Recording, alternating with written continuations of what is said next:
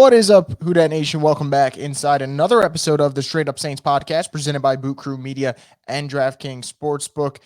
There's a good amount to talk about today. You know, with OTAs kind of in full swing with NFL teams, I feel like there's always early narratives that kind of come about. And I've noticed for one of them, it's about Jameis Winston, but I don't think it's the narrative that people should be talking about. It's the negative side of it, the noticeable limp, in quotes. I'm sure if you're a Saints fan, you've probably at least once over the last 10 days seen an article that says, in quotes, Jameis Winston working through noticeable limp or something of that sort.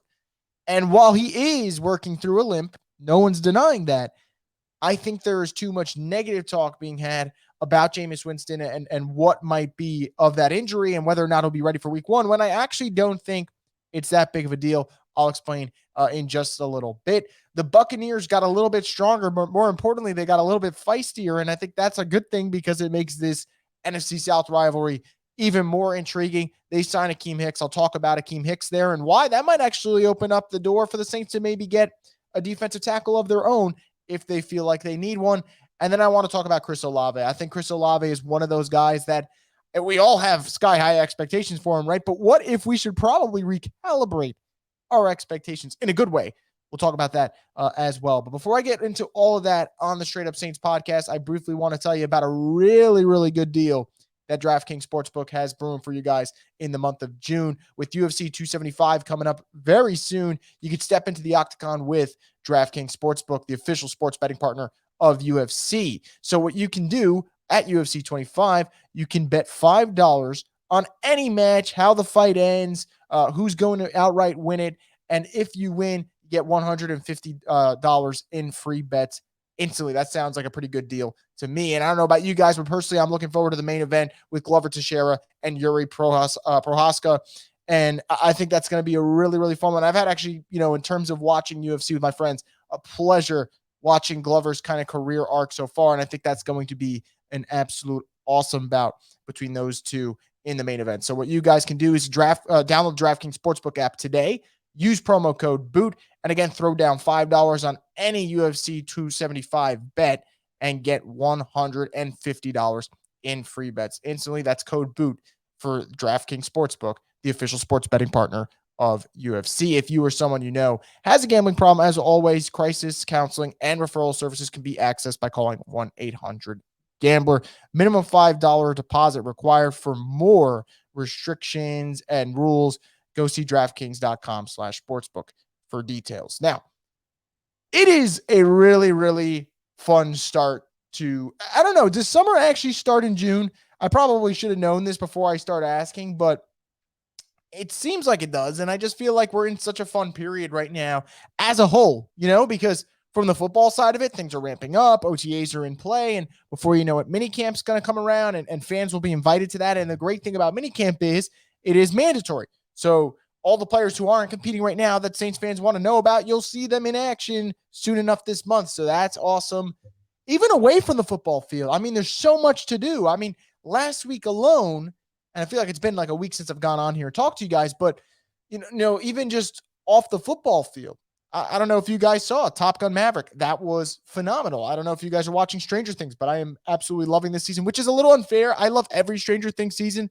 I'm like that guy who usually doesn't have anything negative to say about the show. I mean, I have negative things to say about a lot of shows, but this isn't one of them. I've always just adored the show. So for me, I'm just sitting here eating my popcorn, enjoying Stranger Things season 4. My Star Wars fans, Obi-Wan Kenobi's been great so far. Episode 3 actually drops, and I will be watching it right after I finish recording this. So I'll probably tweet my thoughts out there in a little bit, but it's just been a really fun start to June. Football side of it, you have obviously great content coming out in terms of entertainment, but the football side of it is also starting to get a little frustrating.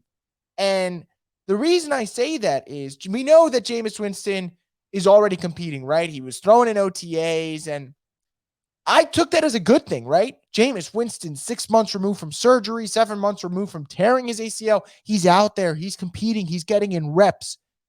I see that as a really good thing.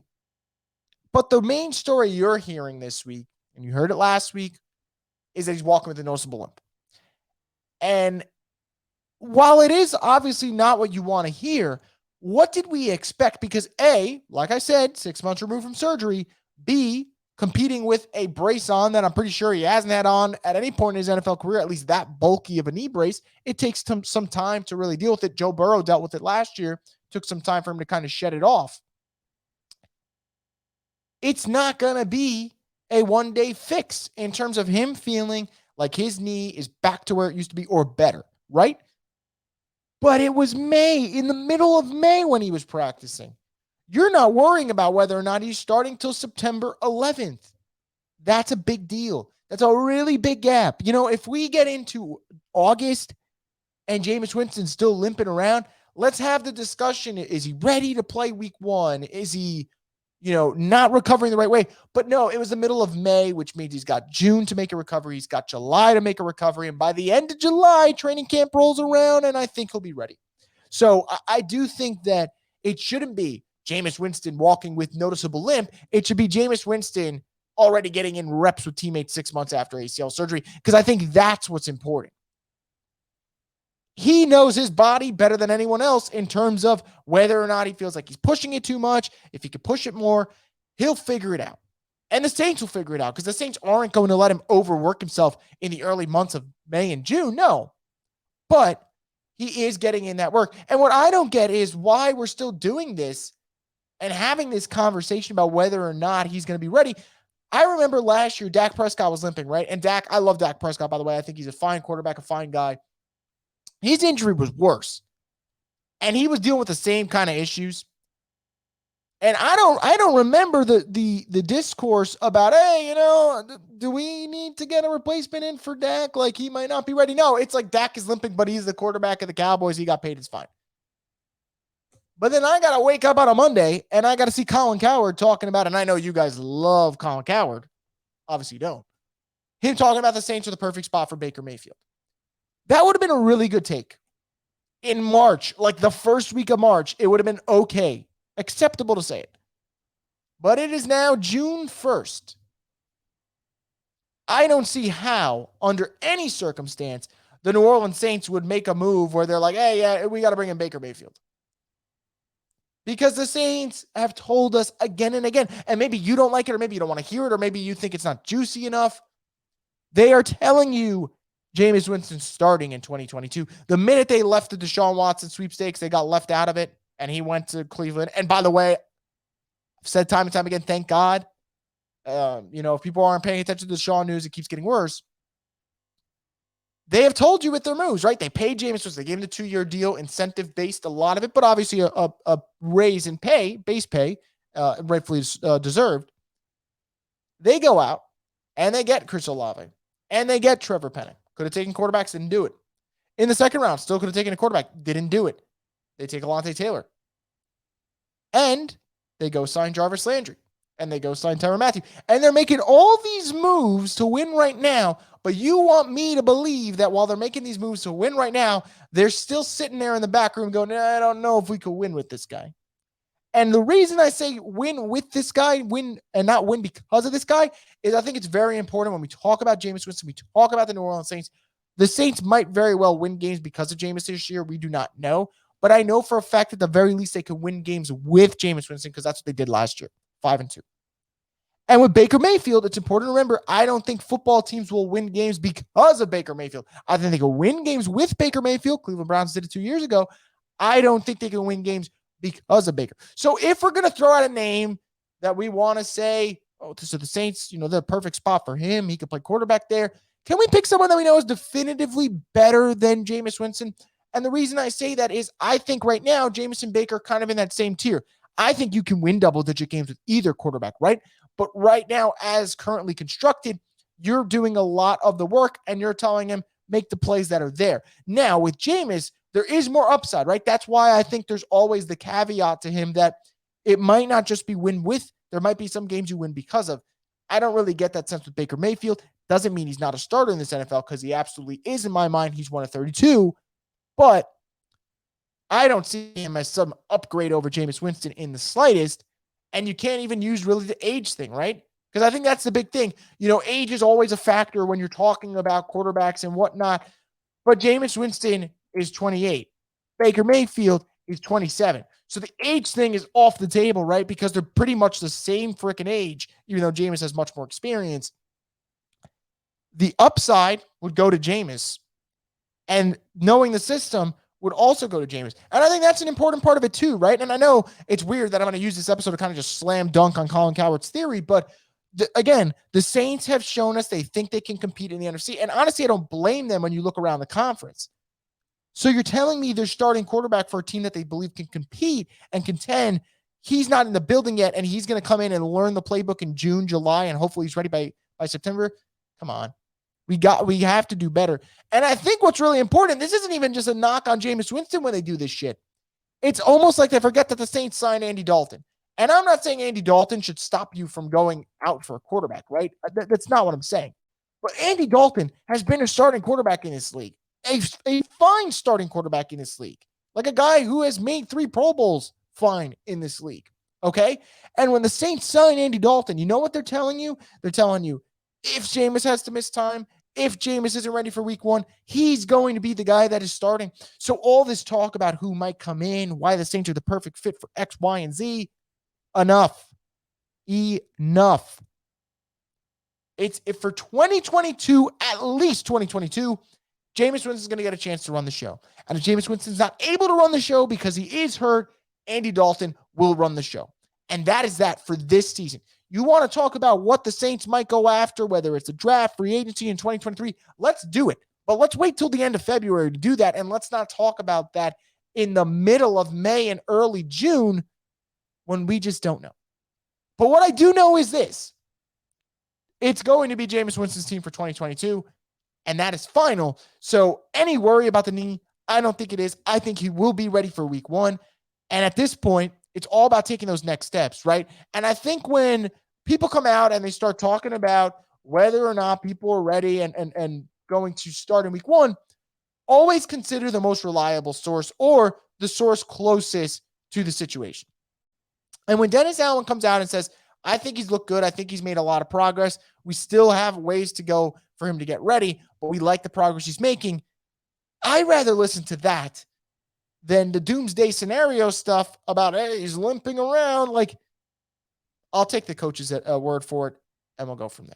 So at the end of the day, I'm kind of done with this whole Jameis limping thing. If we get into late July and it's the same thing, let's talk about it, but it's not. It's June 1st. Let's relax. Please. Let's just relax. So the second thing I wanted to talk about on this edition of the Straight Up Saints podcast is Akeem Hicks. He's going to the Bucs, and that's that type of deal that you're like, oh, well, the Bucs got better, and they did. I do think that Akeem Hicks will actually help out this team by a pretty good margin, but it's interesting. Like, that opens the door for Ndamukong Suh to go elsewhere, and I still think Ndamukong Suh has another good year or 2 left of football. Obviously, I think he needs to scale it back on the snaps that he's going to take because he is older, and I don't know if he can be out there for as much as he used to be, but he's still a fine football player. But more importantly, and I think the juicier part, Akeem Hicks has maybe been the most spiteful ex-Saints player that we've seen, right? Like, anytime Akeem Hicks plays the Saints, you know he's going in with an added edge. You know he wants to take off. Well, at the time, it was Drew Brees' head. Because, man, when he used to hit Drew Brees, it looked like he was trying to decapitate him. And I think that for the Saints, does this change much? No, I think that, Akeem Hicks and Ndamukong Suh, that same idea, they're going to have that defensive line beefed up. It adds to the intrigue, though, because I think for the Saints-Bucs, there's been so much fire already between the two sides. Now you're adding a guy who doesn't need any added motivation to play the Saints. It's all internal. I think that makes it even more interesting. So when I saw that deal go down, the first thought in my head was like, okay, the Saints and Bucs, it's always been an entertaining rivalry. And obviously we've been enjoying it more than they have because the Saints have been having success, but it really does add another layer of intrigue to it. And I think it also opens the door for the Saints, which is interesting enough. And that would also add another layer of intrigue to it. We're like Shrek right now, layering stuff. What if Ndamukong Suh is looking around and he thinks the Saints are an ideal fit, and the Saints are like, hey, we need another defensive tackle. And I don't think that's out of the realm of possibility. Like, I know the Saints brought in Jordan Jackson. I know the Saints brought in Kentavious Street, and they might be the answers. So maybe they don't. Maybe they don't need Ndamukong Suh. But it does bring up that possibility because Ndamukong Suh who at this point, yeah, he's 35. I get that. He's running out of suitors, right? Like, I think, Bucks are obviously out of the market. You bring in Akeem Hicks, you're dumb and Ndamukong Suh. The Browns, who have been rumored to him, they're out of the race now, according to reports from 24/7 Sports. How about the Raiders? They've been mentioned, but that seems to be dying down a little bit. We know the Saints have had interest in Ndamukong Suh in the past. It didn't work out. It went to the Rams, and we know the rest is history. But if you're the Saints and you're like, hey, it's not going to cost us that much, and I don't think it will, and it's only going to be a one-year deal, I think it is interesting. I'm not saying the Saints have to go get Ndamukong Suh. I want to make that very clear. But if they do feel like their defensive line needs a little bit more work and they can beef up that defensive tackle position, why not get a guy who, A, knows the NFC South like the back of his hand, B, knows the Bucs system pretty well. Remember, the Bucs head coach now is Todd Bowles, right? He worked under Todd Bowles' defense for a long time now. He knows what to expect. That would be help for the Saints. And C, he's still a good football player. Like, he is still a solid football player. And I think for the Saints, you can never have enough of them. And for this defense, if they're going to be, again, a top 10 unit, I think it's important to beef up that depth. And adding a guy who last year had 27 tackles, 13 QB hits, and 6 sacks, I think that's a pretty good addition, if you would, to that defensive line. Again, 1 year, don't think it would cost that much. And I think it would be interesting. So we'll see what kind of happens there. The last thing I wanted to talk about today is Chris Olave, man. And I think with Chris Olave, we know he's going to be good, right? Like, and I know people are like, oh, you can't say that. Like, I think there are certain receivers that come into the NFL and they get it because they're so polished already that, yeah, they are learning on the fly, but they know so much that they're able to learn on the fly and still produce at a high level. We've seen it with Justin Jefferson. We've seen it with Devontae Smith. And I think Chris Olave is next in that mold of you are really polished and you're going to get it. And I think the reason I mentioned Devontae Smith, in the eyes of many, is dealing with like an uncertain quarterback situation, right? Because is Jalen Hurts the answer? Is he the future? No one really knows. They're figuring out that now. Devontae Smith is a rookie, though. 64 catches, over 900 yards, 5 touchdowns. And I always thought that was my baseline for Chris Olave. I always thought that's like the number that he can hit, and I think he can hit well, okay? But when Jeff Ireland starts coming out and saying that he reminds him of Marvin Harrison because he's silky smooth and effortless in his play, and they have the same body type, and when they're running fast, they could turn it on and run 4.3. I'm like, okay, if we're talking Marvin Harrison now, then I'm expecting Chris Olave to actually maybe even pass those numbers that I set out for him.